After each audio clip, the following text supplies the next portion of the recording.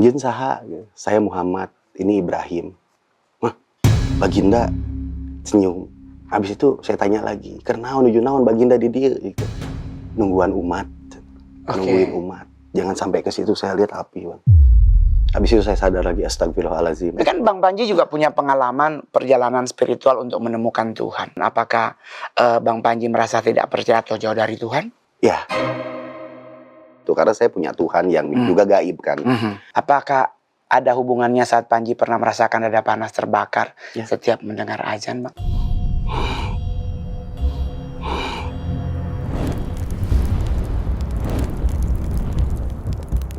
Hai, balik lagi di Meja Mongal dan malam ini kedatangan seorang tamu yang dijuluki manusia yang punya 9 nyawa. Karena beliau konon kabarnya adalah anak jin yang sudah berkali-kali diserang bisa ular yang mematikan, tetapi ternyata masih sehat sampai sekarang. Inilah bintang tamu kita, Bang Panji Petualang. Halo. Apa kabar, Bang? Alhamdulillah sehat. Alhamdulillah sehat. Kegiatan sekarang masih tetap ngonten bareng ular, Bang? Masih. Bareng Bang Mongol kan belum. Aduh, Bang. Ular dulu. Kalau Mongol ayam aja deh, Bang. Jangan ular, Bang. Aduh, kita kalau udah lihat ular baru gerak kemarin, Mongol hampir pingsan tuh bukan ular, Bang. Pelepah kelapa di begini. Gue kabur. Jadi jangan deh, Bang. Mending kita main cicarowo gitu, Bang. Jangan ular. Burung ya. Tapi sebelum kita bahas tentang perularan, Bang, Mongol ingin membahas tentang masa kecil Bang Panji. Katanya nggak ada yang mau jadi teman Bang Panji karena Bang Panji konon kabarnya anak jin. Itu gimana nggak? Bener nggak, Bang? Ya, jadi kan kalau di kampung dulu itu setiap hal yang emang ganjil gitu ya, maksudnya yang aneh nggak sama dengan orang lain itu pasti dimitosin, diidentifikasi ke arah situ. Ya sebenarnya anak orang, Bang. Kalau anak jin nggak mungkin kelihatan. Benar juga. Nggak mungkin juga menapak di tanah ya. Itu. Jadi emang dari kecil tuh aku suka banget sama ular. Sejarahnya tuh awalnya Panji itu kan transmigrasi sama orang tua tahun 92 ke Kalimantan Tengah. Oh, ke Kalteng. Programnya Presiden Soeharto dulu kan kita emang dari Jawa Barat ke sana dikasih kebun apa untuk bertani. Nah, di sana tuh aku sering nangkepin ular. Tapi kalau Kalimantan Tengahnya spesifik daerah mana, Bang? Di Kabupaten Lambadau. Oke, tahu. Kota Waringin Barat apa Timur itu ya? Tahu. Iya, daerah sana. Oke. Jadi dari kecil tuh udah memang suka main ular. Tiba-tiba aja suka gitu. Karena kan waktu di trans itu kan kita nggak punya teman kan, Bang. Gitu. Karena rumah dari satu rumah ke rumah lain itu kan jauh posisinya. Akhirnya ya lihat ular itu kayaknya seneng aja buat dipiara. Akhirnya aku tangkap. Namanya anak kecil kan, dia nggak pernah tahu apa yang bahaya atau enggak kayak gitu. Justru gara-gara itu akhirnya anak-anak yang lain orang tuanya nggak mengizinkan anaknya temenan sama Bang Panji. Gara-gara selalu kebiasaan itu. Ntar bahaya dipatok katanya gitu. Kalau si Panji mah kan anak jin katanya. Beda katanya sama lu katanya gitu. Tapi kalau Mongol boleh jujur, Bang, saya juga sama dengan Bang Panji. Saya juga penyuka ular sejujurnya. Saya bahkan pernah melihara 10 ular boa di rumah. Oh iya, Bang. Didatengin Pak Camat, Bang. Saya masih ingat sampai sekarang. Dipikirnya bahaya kan, Bang? Iya, jadi padahal udah bener-bener safety, Bang, di dalam apa terarium. Iya, itu cuman kebetulan ada tetangga yang lapor. Jadi akhirnya ularnya disumbang ke kebun binatang. Nah, dari situ Mongol cuman kan beda dengan Bang Panji. Saya mainnya di ular yang eksotik. Ular eksotik, bukan ular berbahaya kayak Bang Panji. Betul. Tapi sampai hari ini, Bang, nih Mongol terakhir mau tanya soal ular. Ya. Indonesia masuk nggak sih kategori negara yang punya kobra besar, Bang? Iya, sama. Jadi Indonesia itu punya setidaknya 377 spesies ular. Di antaranya ada jenis kobra, itu Naya sputatri. Kobra itu kan golongannya Naya ya, keluarganya Naya sputatri, sumatrana. Itu cukup besar, ukurannya bisa sampai 2 meter. Tapi ada yang paling besar, itu bukan kobra sebenarnya, king kobra. Masuknya keluarga Ophiopagus. Jadi si king kobra ini sebetulnya dia kayak kobra, tapi sebetulnya sejatinya dia bukan kobra, Bang. Yang suka makan ular juga ya? Ya, yang kanibal itu. Jadi Indonesia itu ya rumah bagi 377 spesies ular, mulai dari yang berbisa sampai yang enggak. Oke. Berarti kita sebenarnya kaya ya, Bang, terhadap reptil. Kita kan negara mega biodiversity. Iya, Jadi setuju. hutannya, terus kekayaan alamnya itu luar biasa negara ini. Betul, cuman mungkin ya kita butuh waktu Bang untuk biar lebih nice to meet you ke depan. Tapi kita balik lagi Bang, Meja Mongol itu kan selalu membahas hal-hal yang fenomenal. Nah ini kan Mongol juga dapat info bahwa ternyata ayahnya Bang Panji juga kan dulu suka melakukan ritual pertapaan di tempat-tempat yang keramat. Betul. Apakah papanya Bang Panji ini termasuk kategori dukun atau Dukun. dukun di Iya, di daerah sana. Kalteng? Enggak, di Purwakarta.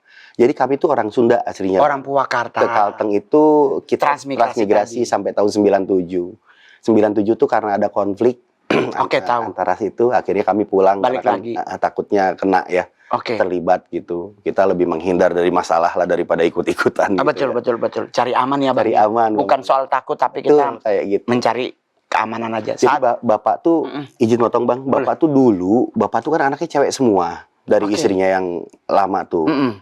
Bapak tuh pengen punya anak laki. Oke. Terus kata guru spiritualnya, bapak tuh harus melakukan pertapaan di beberapa areal keramat. Oke. Sampai akhirnya nikah sama mama dan alhamdulillah dapat Panji Oke. dari hasil kayak gitu. Hasil tirakatan tadi. Hasil ya. tirakatan tadi gitu. Nah, terus kan berarti saat Panji di kandungan berarti papanya Bang Panji ini lagi bertapa di Goa Sancang ya namanya. Di Gua Sancang Selama 2 minggu. 2 minggu. Sampai konon Bisa, kabarnya iya. pindah ke alam gaib. Dan beliau menikah sama Ratu Jin supaya bisa dapat anak laki-laki Laki-laki. yaitu Panji. Betul. Itu benar Bang. Menurut cerita Beliau. dari beliau. Oke. Menurut cerita dari beliau kayak gitu. Jadi beliau itu bertapa. Jadi terakhir itu kan tapanya di situ di Gua Sancang itu di Sancang 9.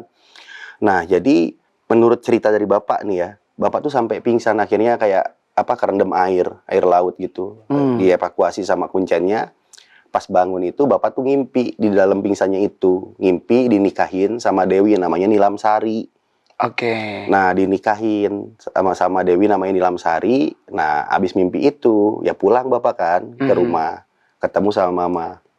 Nah, pas mau lahiran, mamah itu sempat juga, menurut keterangan mamahku juga, dimimpiin sama Dewi itu. Jadi, Bahkan nama Panji pun pemberian dari Dewi itu. Panjinya, betul. Oke. Jadi dengan kondisi seperti itu makin membuat orang patutlah curiga jangan berteman sama Panji karena anak jin. Tapi dari kasus tersebut kan pasti otomatis yang Ratu Jin ini ada pesan dong ke Mama. Ya, kalau menurut Mama itu ini anak rawat. Nanti kamu akan punya anak yang bisa ngebanggain kalian kayak gitu. Rawat dengan baik. Ya sewajarnya seseorang ngasih nasihat ke orang lain. Oke. Kayak gitu. Terus kalau menurut orang tua pas lahir itu saya tuh masih kebungkus plasenta. Jadi belum pecah. Kayak telur. Jadi masih di dalam. Masih kayak gitu. Di selaputnya ya. Di selaputnya kayak keluar dari telur kayak gitu. Terus udah gitu ya agak nyelenehnya pas umur 2 tahun apa 3 tahunan itu pas dibawa transmigrasi ke Kalimantan, malah saya tuh suka sama hewan liar kayak ular itu. Oke. Berarti secara tidak langsung Ratu Jin ini menjadi sosok penjaganya Panji dong sampai hari ini. Wallahu alam ya. Aku seumur-umur ini aku paling ngerasain aja. Jadi nggak pernah lihat Ratu Jin itu ada atau enggak gitu. Awal-awalnya karena mungkin orang tua cerita tentang itu, aku mempercayai ada yang ngejaga selain Allah kan. Oke. Tapi kesini-sininya ketika aku udah dewasa, aku pikir nggak ada penjaga yang lebih baik selain Tuhan Yang Maha Esa. Betul. Tapi dalam posisi dari kecil itu tuh sukanya udah main sama ular. Bang Panji pernah punya kasus atau ngerasain sesuatu dengan makhluk halus nggak sih Bang? Aku Dalam sensitif Bang konteks. sebenarnya. Aku sensitif. Oke. Cuma menurutku makhluk halus itu adalah energi yang nggak stabil. Oke. Yang ada di beberapa tempat. Dan itu adalah energi alam, sifat. Dari jin, iblis, malaikat. Kayak gitu, ini kan semua sifat. Betul. Yang ketika kita imani, oh ternyata ada sifat jahat di sini. Nah, ke bawah sifat itu nempel ke diri kita. Atau ada sifat baik di sini, nempel juga kayak gitu. Dan akhirnya tervisualisasikan lewat pikiran. Oke. Kita ngegambarin, oh ada pocong di situ. Akhirnya ngomong ke teman kita, di sana tuh ada pocong. Akhirnya jadi pocong karena kita yang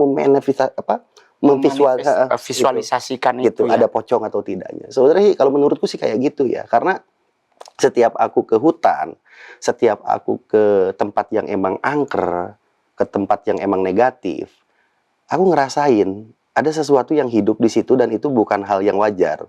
Tapi ketika aku deketin, ternyata memang ada gitu kayak sosok A, sosok B, sosok C. Kok bisa rubah-rubah bentuk dan wujudnya? Ternyata setelah aku analisis, aku senang analisis kayak gitu, Bang.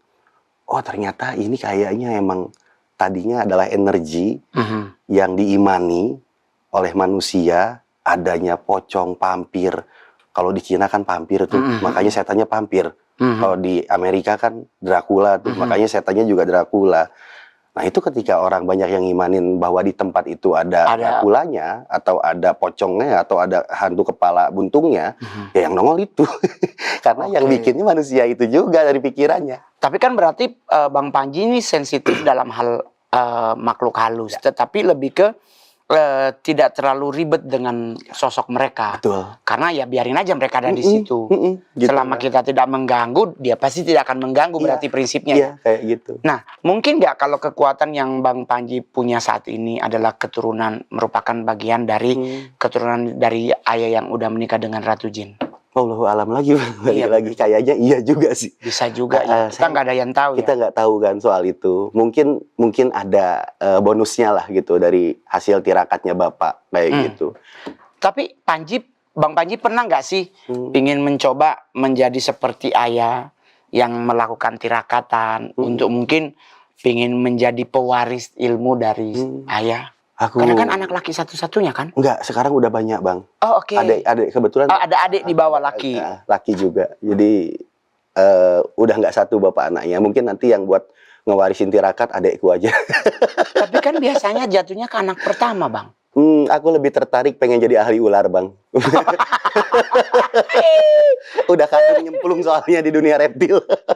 Iya bener ya, udah jatuh cinta sama reptil. Saya juga sampai hari ini, Bang, pingin banget lagi punya ular. Ayo ntar Panji kasih bawa Tapi kalau mau Mongol kita ternak. udah bilang sama Mami, kita cari rumah yang kalau bisa tamannya lebih luas. Betul, Bang. Jadi tetangga nggak terus pakai ini, sampai Mongol udah bilang kita beli itu apa yang ini boleh diminum ya, Bang? Boleh. Yang di istana yang kalau buat orang demo dipasang tuh kawat. Apa? Iya, kawat duri. Jadi mau sampai bilang jangan pakai pagar, pakai kawat duri. Karena kalau pagar masih bisa dilompatin, kalau kawat duri kan beset. Karena biar bagaimana saya itu mencintai boa kuning. Ular boa yang warna kuning. Karena saya kebetulan suka warna kuning banget. Jadi saya dulu pelihara tuh sampai 10 boa kuning semua.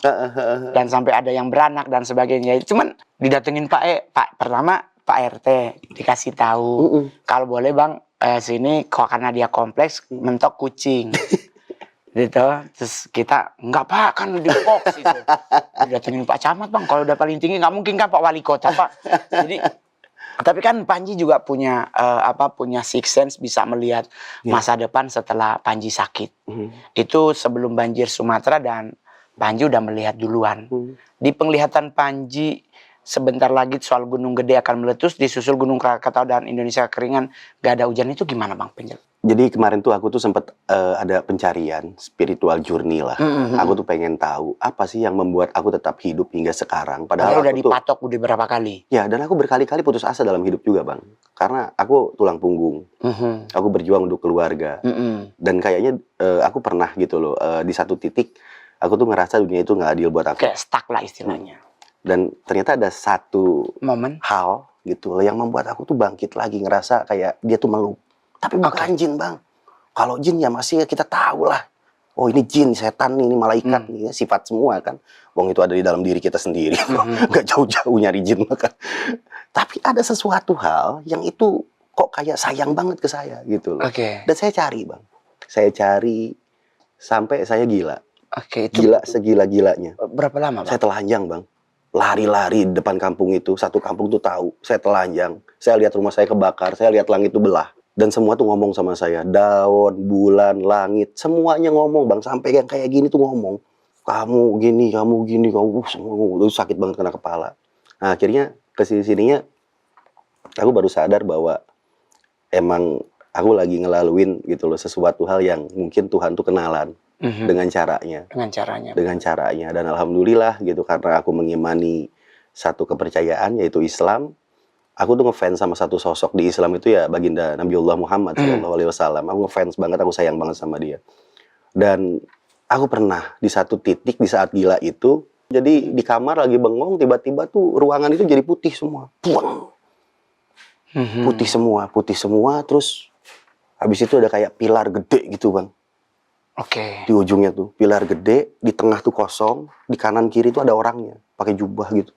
Saya samperin. Mana saha? Yang saya pakai bahasa Sunda gitu. Anjeun saha? Saya Muhammad, ini Ibrahim. Wah, baginda senyum. Habis itu saya tanya lagi, "Karena nuju naon baginda di dieu?" gitu. Nungguan umat. Nungguin umat. Jangan sampai ke situ, saya lihat api, Bang. Habis itu saya sadar lagi, astagfirullahalazim. Nah, dari kejadian itu, saya mulai tuh kadang-kadang kalau ngelamun, lihat sesuatu hal yang ngeri Bang di pikiran tuh. Tiba-tiba ada air bah, banjir. Terus tiba-tiba pas ngelamun gitu ada kayak firasat gitu ya. Gunung gede gitu, gunung meletus gede gitu. Dan orang tuh pada hamburan, kekeringan total, panjang, huru-hara di mana-mana.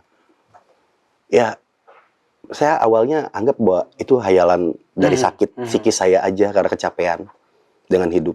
Tapi ternyata gitu saya lihat kok kejadiannya beruntun gitu loh. Teralami.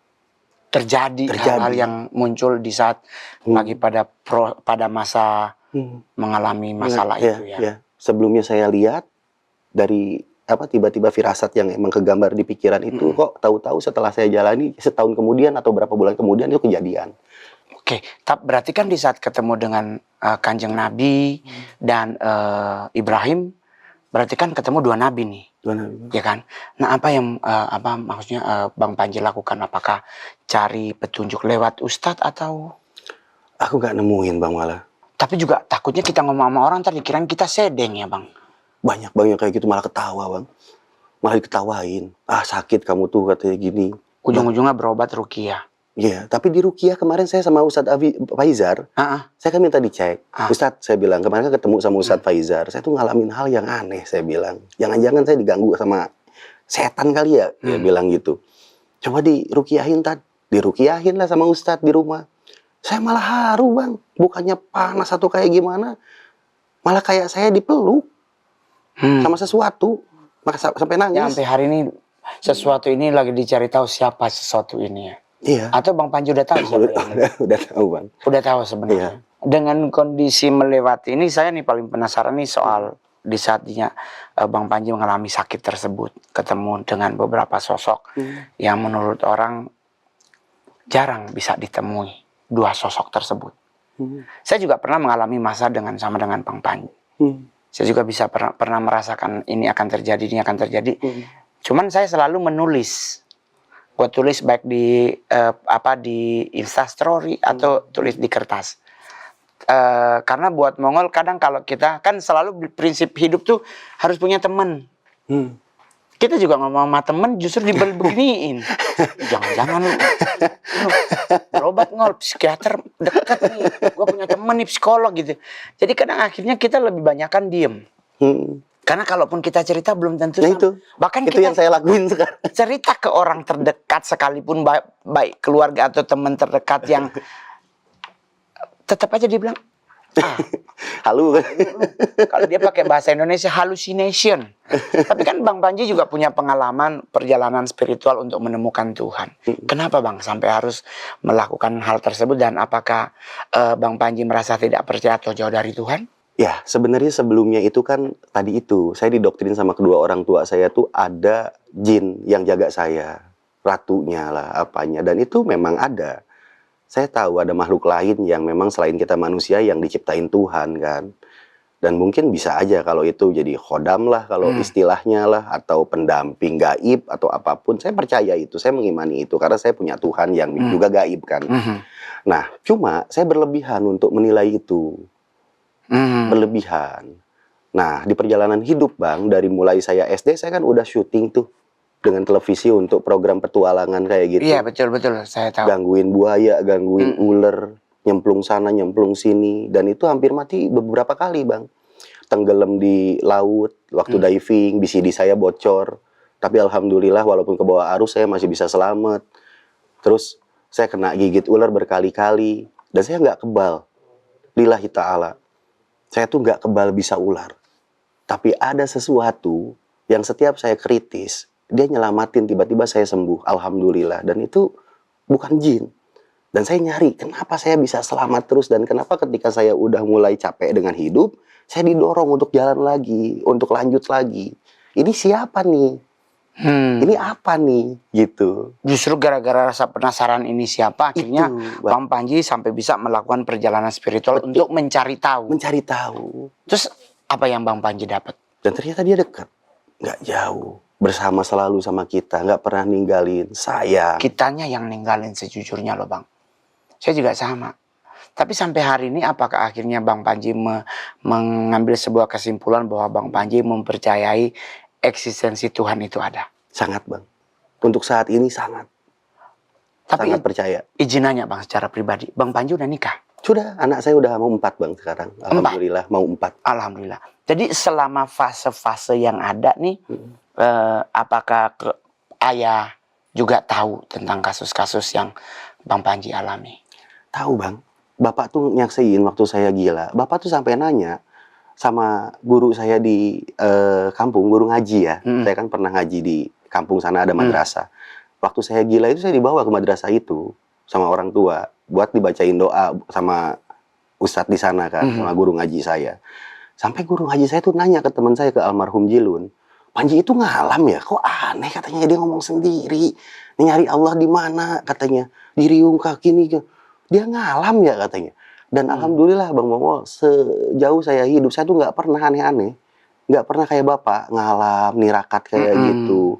Saya jalanin hidup tuh normal-normal aja. Cuma memang di perjalanan hidup saya sering Bang ngalamin hal-hal yang emang di luar dari hal normal. Misal contoh deh, kemarin tuh saya habis ada acara bareng sama A Irfan, sama yang lain lah di Ciamis. Kita bikin kayak pelepasan ikan untuk di sungai Cileur sana kan, buat pelestarian konservasi. Habis dari situ ada satu teman lama saya namanya si Abah Opet. Dia tinggalnya di lereng Gunung Galunggung di daerah Sariwangi.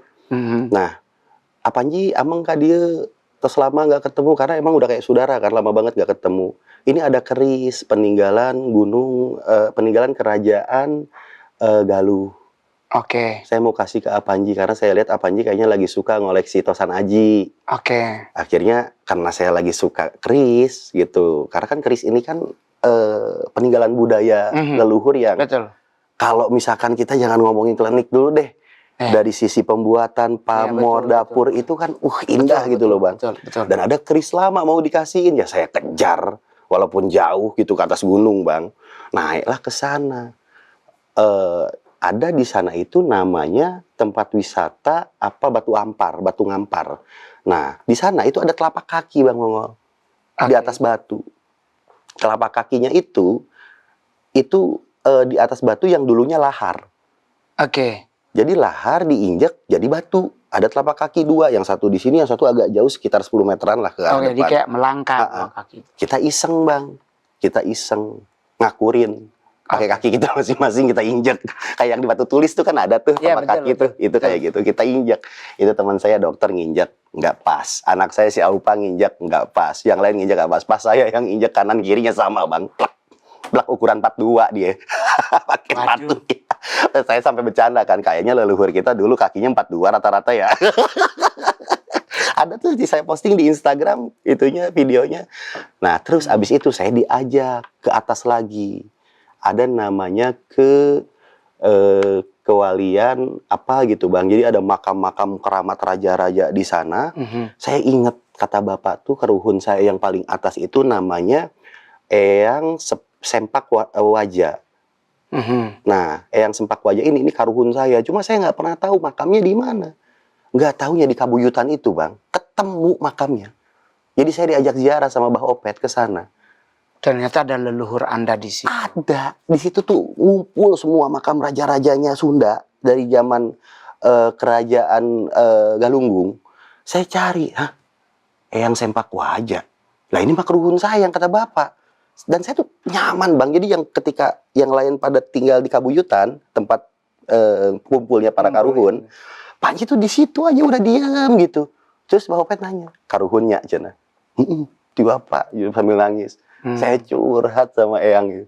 Yang Panji teh belum bisa bener terus yang kumaha ieu gitu. Jadi kayak udah curhat ke orang tua baru ketemu sama orang tua. Tapi kan ceritanya juga ada apa hubungannya dengan Panji dengan pernah kesambet sama Prabu Siliwangi? Oh, gara-garanya Panji salah nyeritain. Jadi ceritanya itu kan di depan rumah. Di depan rumah anak-anak itu yang pada kerja nanya tentang legenda Prabu Siliwangi. Saya ceritain, tapi versinya versi yang nggak jelas. Mungkin nggak tahu ya, marah atau gimana namanya leluhur. Langsung kesambet Bang, kayak orang gila saya, nggak fokus. Lihat orang tuh semuanya kayak marah ke saya gitu. Gitu, kayak jadi macan semua. Saya doang yang ngumpul, padahal kata istri saya tuh baik-baik aja, semuanya nggak ada masalah. Lari-lari saya Bang. Ketakutan. Berarti kan sejarah tuh nggak boleh sembarang. Nggak boleh sembarang diceritain. Apalagi Kak menyangkut secara tidak langsung kan Panji punya garis. Iya Bang, kayak gitu. Kan berarti dengan kasus kayak begini kan berarti Panji belajar banyak ya. Bahwa ternyata leluhur kita juga tidak bisa kita lupakan. Betul Bang, kayak gitu. Masalah benar atau tidaknya balik lagi ke yang di atas. Karena kadang juga sejarah ke kitanya udah berubah. Udah banyak yang tidak didapat karena mungkin faktor melarikan diri, faktor data hilang. Tapi ternyata generasi sekarang menceritakan kalau tidak benar pasti juga tetap akan ditegur ya. Betul kayak Tapi gitu. soal merasa jauh dari Tuhan nih Bang. Apakah ada hubungannya saat Panji pernah merasakan dada panas terbakar setiap mendengar azan Bang? Ya, jadi gini Bang. Waktu 2016 lalu, saya tuh kan pernah dididik sama Allah tuh dalam kondisi yang susah. Dari tahun 2010 sampai 2016. Nah, jadi saya tuh sampai ngejalanin banyak lah kehidupan susah bareng sama anak istriku. Aku susah kalau bawa diri sendiri itu siap banget ketawa-ketawa masih. Iya benar. Sama kita Bang. Pas kita dikasih susah bawa anak orang sama anak kita sendiri ya. Beda Bang rasanya. Bang. Akhirnya malam-malam jam 12 karena aku udah putus asa 6 tahun di gambling sama keadaan kayak gitu Bang. Sampai aku bilang ke istri, umur 30 tahun nanti, saya kan nikah budak kan sama istri itu. Umur 30 nanti, gue masih belum bisa gitu loh ngasih rumah untuk kalian. Sorry ya, gue serahin lu ke orang tua. Jadi saya mau balikin lagi ke Cianjur. Saya nggak sanggup, kasihan soalnya susah. Terus habis itu malamnya tuh saya cerita ke Allah lah di depan rumah mama. Ya Allah, hamba teh capek. Engkau ada nggak sih gitu? Sambil nangis. Ya karena bingung. Orang kayak saya kan mau cerita ke siapa lagi? Ke orang tua juga orang susah. Ke saudara juga pada sama kagak punya. Akhirnya ya kita walaupun iman masih walaupun iman masih setengah-tengah kan, engkau tuh ada nggak sih yang capek? Itu mah bener Bang, jalannya Allah, Masya Allah. Saya dikasih kejutan lewat klarifikasi, bikin channel YouTube. Jadi sebelumnya Panji udah punya channel YouTube tapi nggak laku. Terus saya bikin klarifikasi kalau saya masih hidup karena dulu tuh ada gosip saya mati kena komodo. Iya, saya juga dengar. Nggak taunya. Klarifikasi itu viral Bang Mongol. Allah kasih jalan lewat YouTube. Masya Allah, Alhamdulillah tuh. Semuanya dibuka. Yang tadinya saya cuma pengen minta rumah buat anak istri saya. Sekarang Alhamdulillah Allah kasih beberapa rumah dicukupkan. Bahkan untuk kandang ular saya juga udah bagus. Yang dulunya satu di kamar jadi satu. Sekarang kita punya tempat ular sendiri. Nah, di situ kan kita kan minta ke Allah. Allah kasih, saya nggak sholat. Lupa diri, kaget. Allah ingetin, dikasih tuh teguran kecil-kecil kagak didengar sampai setiap dengar azan panas bener dada saya Bang. Tapi setelah melakukan wudhu, sholat adem banget, alhamdulillah. Sampai hari ini tuh ya, alhamdulillah. Fine aja ya. Jadi untuk pencarian jati diri berarti otomatis udah mulai terbuka satu-satu, udah aman lah kurang lebih ya Bang ya. Aman gitu. Pencarian diri terhadap sosok Tuhan tuh akhirnya juga alhamdulillah aman semuanya. kesulitan-kesulitan yang dihadapi tetap ketemu jalan keluarnya. Betul. Sekalipun nggak hari ini, tapi berproses dan ternyata enak. Enak semuanya ya. Tapi Mongol izin dulu ya Bang. Mongol lagi mau mau ngasih tahu buat penonton Meja Mongol. Ya, jadi buat penonton setia Meja Mongol, Mongol mau ngasih tahu nih, kalau kamu lagi lapar dan bingung mau nyari snack yang satset anti ribet, ini pasti bisa jadi solusi. Apalagi kalau bukan Dilan Matcha Crunchy Caramel, ini salah satu varian dari Dilan Matcha series. Ini udah pasti bisa banget jadi solusi karena gampang banget dibawa kemana-mana. Nggak pakai repot dan ribet. Jadi buat teman-teman, ini enak banget. Oh, macanya kelihatan. Ikan Dilan Matcha Crunchy Caramel punya sensasi rasa yang enak banget karena Dilan Matcha Crunchy Caramel ini dilengkapi dengan kelezatan vanila, karamel, dan matcha yang enaknya bikin tenang di hati. Matchanya berasa. Selain itu rasanya enak. Dilan Matcha Crunchy Caramel ini emang cocok banget jadi teman ngemil yang saset dan anti ribet. Jadi jangan lupa buat stok yang banyak di mobil, di tas, di mana aja pokoknya taruh. Jadi kalau mau makan tinggal ambil aja. Dilan Matcha Crunchy Caramel enaknya bikin tenang di hati. Enak Bang.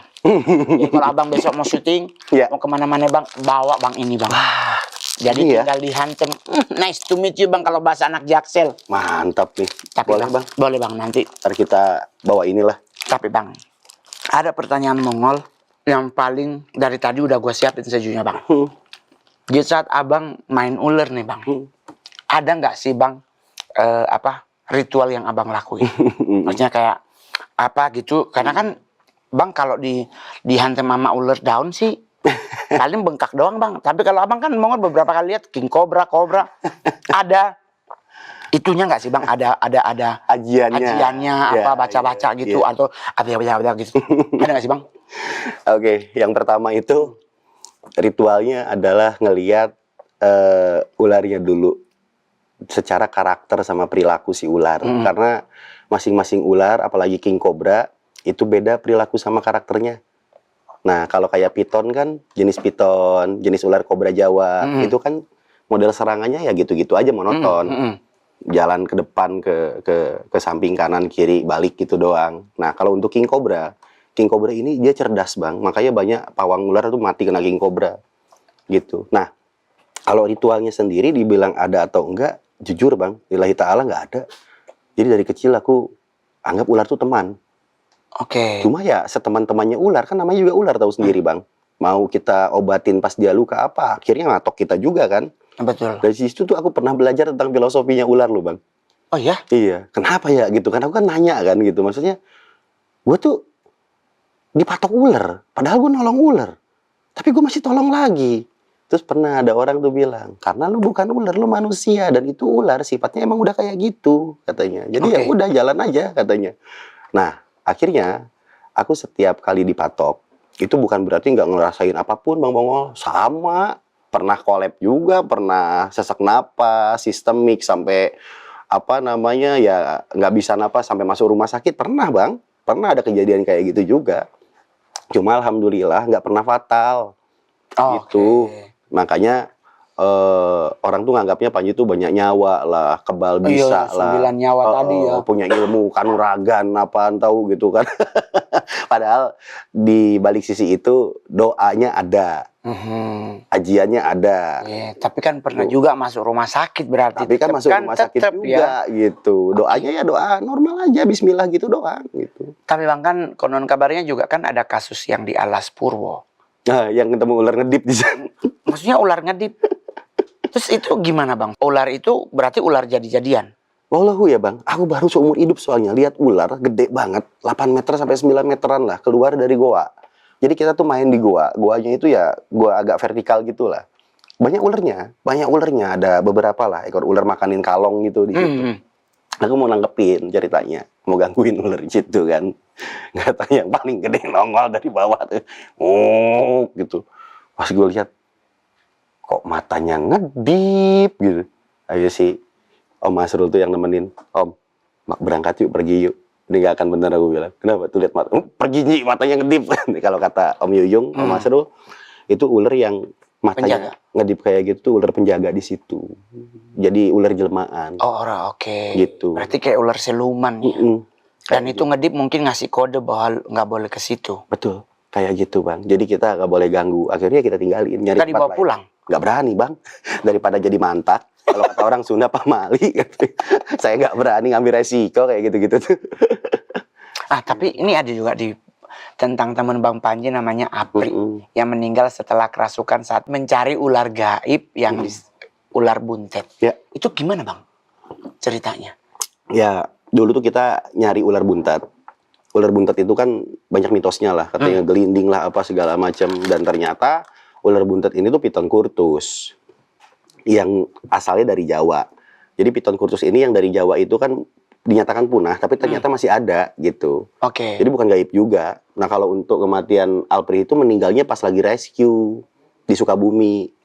Dia kan udah setahun kan nggak ikut aku sebenarnya kan. Jadi kita kan sama-sama volunteer nih untuk bantu-bantu masyarakat rescue ular yang konflik sama mereka di daerah. Daerah betul.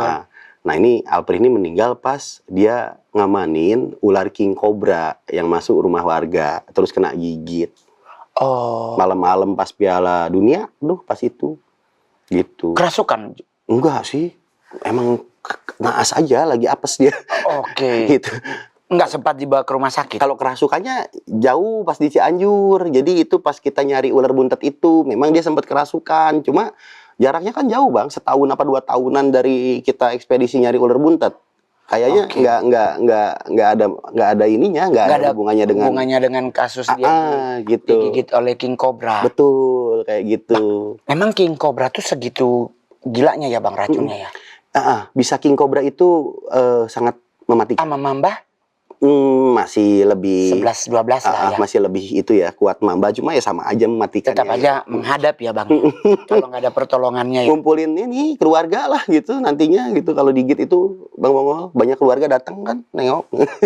Tapi kan ini terakhir nih Bang, bahas tentang rumah Bang Panji yang Black House, di mana Bang Panji sering diteror gangguan di rumah ini. Awal mula Bang Panji dapat teror di rumah ini masih inget nggak Bang? Apa gangguannya? Awal mulanya itu dari dibangun juga udah aneh sih Bang Mongol rumah itu. Jadi kan ada sumur, sumur tua awalnya tuh aku uruk. Diuruk. Harusnya itu kan sumur tua kayak gitu kan jangan diuruk. Cuma di beton aja, atasnya dikasih lobang. Karena kan katanya, mitosnya kan sumur tua kayak gitu tuh portal buat lewat-lewatnya makhluk begitu. Lah itu saya tutup. Akhirnya ya banyak gangguan, mulai dari pocong ampak lah. Waduh, pocong. Kalau misalkan lagi syuting apa segala macam ada pocong, terus bayangan hitam. Sering malah kalau bayangan hitam sampai hari ini masih kelihatan sama anak-anak karyawan juga. Berarti itu gangguannya udah juga gangguan fisik Bang? Ya, beberapa kali sempat kena anak sampai sakit gitu, masuk rumah sakit gitu. Sakitnya aneh gitu, rada aneh. Cuma kalau sekarang alhamdulillah semenjak banyak teman-teman juga pada care kan, pada peduli, mulai dari yang ahli spiritual, ustadz, kiai gitu, ajengan, pada main ke rumah tuh ngebacain doa buat penetralan gitu. Tapi rumah Black House ini berarti sebenarnya udah banyak orang yang melakukan membantu untuk membereskan ya? Ya banyak banget. Teh Ana dateng. Oma Ana Cike. Ya kan temanku juga kan. Oh berarti bantuin Teh Ana. Menurut mereka apakah rumah ini menjadi portal ke alam? Gini, jadi kalau versinya Teh Ana, leluhur saya itu mau ngewarisin ilmu, mau ikut. Ya tadi Bang Mongol bilang kenapa nggak nerusin jadi orang tirakat kayak bapak saya, kagak mau. Akhirnya pada ngumpul di situ, bawalah itu pasukannya yang aneh-aneh kayak gitu. Ini versinya Teh Ana waktu pernah ke sana. Cuma sama Teh Ana sempat didoain, sempat dinetralisir waktu itu. Alhamdulillah tuh sempat redup, aman. Sempat cooling down, aman. Kesini jadi lagi nongol lagi. Waduh. Kemarin Ustadz Faizar ke rumah kan, di Rukiah tuh setiap sudut ruangannya tuh. Alhamdulillah adem, jarak sebulan kali adem sini-sininya beberapa waktu ini. Gitu kasus lagi. Jadi akhirnya kita udah biasa, udah nggak pernah kita pusingin juga Bang kayak gitu. Enggak, berarti waktu Ustadz Faizar ini rukia Bang Panji plus juga rukia rumah. Rumah juga saya minta kan, Ustadz saya bilang, mumpung di sinilah, saya minta tolong doain rumah saya bilang gitu. Soalnya masih kadang-kadang ada hal-hal yang kagak enak, dia bilang kadang ada penampakan apa orang tinggi gede lah gitu. Tapi apakah mungkin Bang, ini adalah karena penunggu aslinya tempat tersebut, atau mungkinkah kiriman dari makhluk-makhluk yang Bang Panji tangkap? Bisa jadi itu karena juga bawaan dari ular. Karena ular itu kan sebenarnya tunggangan begituan. Iya benar. Iya benar. Dan Panji itu kalau nangkap ular nggak ngurus Bang, mau ular jin kayak mau bukan, intinya maka tangkap ular saya bawa ke rumah. Benar. Gue juga sepakat dengan itu bahwa sebenarnya ular adalah salah satu makhluk tunggangan gitu, dan gitu. Yang nunggang juga bukan level rendah. Iya gitu, dan saya bawa lagi ke situ. Tapi kalau dengan kondisi seperti kan berarti kalau Bang Panji ngonten apa melakukan penelusuran itu kan pasti hewan-hewannya kan dibawa pulang Bang. Dipelihara kan di rumah. Nah, kalau dalam konsep memelihara ini ada nggak sih Bang yang agak sedikit nyerempet binatang-binatangnya? Nyerempet gimana, galaknya? Banyak. Dalam hal fisik maupun goib. Banyak. Ada beberapa. Jadi di rumah tuh bukan cuma ular dari alam. Ada ular king cobra yang udah gigit pawangnya sendiri. Dipelihara sampai 5 tahun, pawangnya digigit sampai meninggal. Sekarang dibawa ke rumah, dipelihara di rumahku. Itu bukan 1, ada 2 ekor. Waduh. 3 ekor. Yang 1 dari Trenggalek. Nah, dikasih sama pemadam kebakaran sana, dititip ke rumah Panji. 2 ekor. Nah, yang satunya 2 ekor king cobranya gitu. Yang 1 yang gigitnya, 1 laginya ya punyanya si pawang ini juga dikasihin juga ke rumah. Nah, 1-nya punya orang Bogor. Meninggal juga tuh kena king cobra itu. Dibawa ke rumah, dititipin sama teman-teman komunitas dari Bogor. Nah, 1-nya di Pangandaran, gigit petani sampai meninggal. King cobra direscue sama teman si Kang Deden. Dibawa ke rumah, ada 3 ekor king cobra yang udah bunuh orang. Nah, itu sifatnya beda tuh sama king cobra yang biasa. Bawaannya pengen ngigit aja. Bahkan kelangkang Bang, kalau kita lagi bersihin keluarin dari kandang, itu kan kita pegang ekor kan, kita hook kan, biar aman lah. Karena kalau di black house itu semuanya safe. Kadang-kadang kan Panji kan keluar kota kayak gitu kan, anak-anak kiper tuh yang ngurus. Itu kelangkang Bang, kelangkang gini nih, bayangan digigit, saking gilanya tuh. Waduh, digigit, udah bukan lagi betis yang diincar sama dia, bahkan bayangan gerak. Ini kan udah beda ya, udah bukan lagi karakteristik ular kobra. Udah nggak normal gitu. Oke. Minta yang terakhir nih Bang, mau nanya, gangguan dari hewan yang paling nyerempet ke Bang Panji itu apa selain ular? Ular sih. Tapi mayoritas ular. Mayoritas ular. Kalau yang lain tuh nggak seberapa parah ya. Ular emang. Ular tuh memang kadang-kadang dia bawa karakter sendiri, dari energinya tuh udah aneh sendiri. Tapi Bang, kalau dalam kondisi ular ini, ada nggak sih Bang ular yang Abang pelihara, terus hilang, terus tahu ada lagi? Nah, waktu kecil, saya pernah tuh ngalamin, nangkep kobra di pohon bambu. Orang situ bilang, jangan ditangkap, itu kobra yang nunggu. Saya tangkap ceritanya. Saya taruhlah di toples kongwan itu loh. Kaleng kongwan kalau lebaran kan kita cobain. Yang isinya rengginang. Yang isinya rengginang tuh. Nah, ini isinya ular Bang. Saya masukin ular situ, saya lobangin kan. Saya lobangin kecil-kecil, saya masukin situ. Tutupnya kan keras bener itu Bang. Mustahil ular bisa keluar. Gitu, udah gitu saya lakban. Dari atas ke bawah. Besoknya mau saya mainin lagi, ularnya nggak terlalu gede, sebenarnya segede gini doang, 1,5 meter lah saya masukin situ. Pas saya mau lihat, hilang. Dari dalam kaleng itu? Hilang, dari dalam kaleng. Masa iya sih? Dia bisa dilakban. Dipencet nutup. Iya, ada pun lobangnya kan lobang rokok doang, kecil. Nggak mungkin lah dia bisa keluar. Hilang. Pernah ada kejadian gitu. Ada juga kejadian rescue, pernah sekali. Itu lucu lagi tuh. Yang punya rumahnya kesurupan. Ya ampun. Anterin saya katanya ke danau ini, ke tempat ini, di sini. Saya kepisah sama ibu, katanya gitu. Bener juga. Udah gitu ya udah, kamu keluar dulu ya. Saya gituin. Nanti saya anterin ke sana. Ya, katanya keluar. Eling lagi si ibunya kan. Udah gitu saya bawa ulernya ke rumah akhirnya tetap.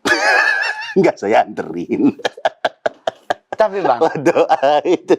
Di saat Abang ngonten-ngonten tentang ini, tentang ular-ular baik di YouTube maupun ya di lapangan ya. Ada nggak sih Bang yang nonton bule gitu atau di YouTube bule komen gitu? Ada. Bahasa Inggris. Ada, Bang Mongol. Ada beberapa bule-bule Amerika gitu. Orang India, dia bikin video reaction soal aksiku kan. Karena kan aku kadang-kadang suka ngeyel kan sama ular tuh, suka aku bercandain gitu. Tapi berarti Bang Panji bahasa Inggrisnya jago dong? Enggak.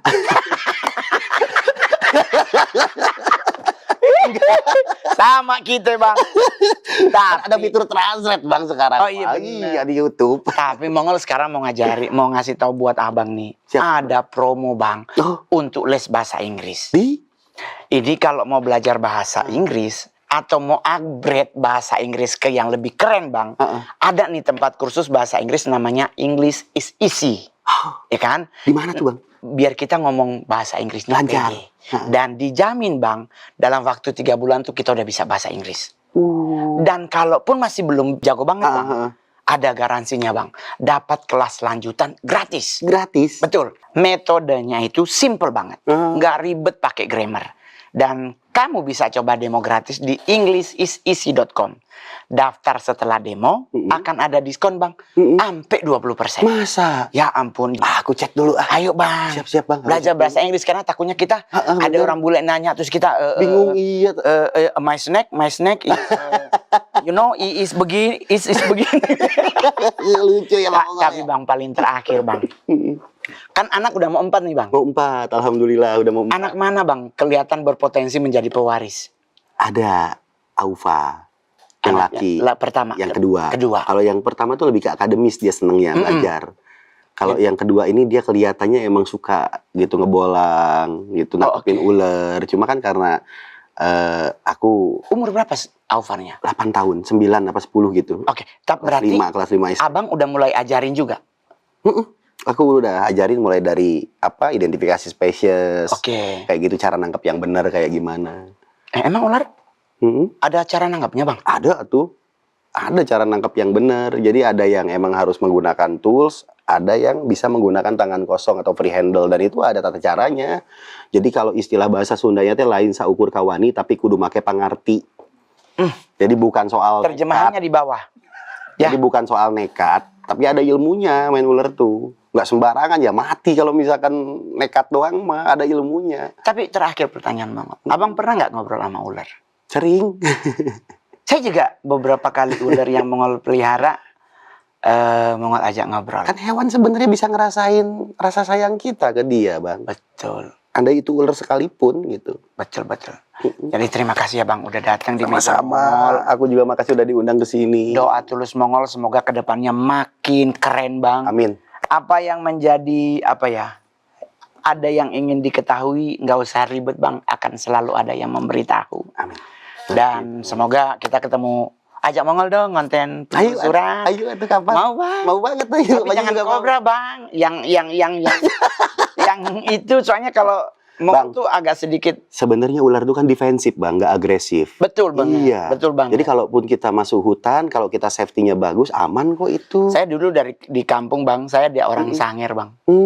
Itu Bang, mohon maaf, ular itu kayak pohon batang gedenya kelapa Bang. Iya. Itu dalamnya ada udah makan babi uten gitu. Iya. Tapi sama kita, orang tua kita selalu bilang nanti kalau lewat, lu harus lewat ekor, jangan lewat kepalanya. Iya, kalau dia lagi nyebrang begini, jadi kita jangan di atas, kita harus lewat belakang.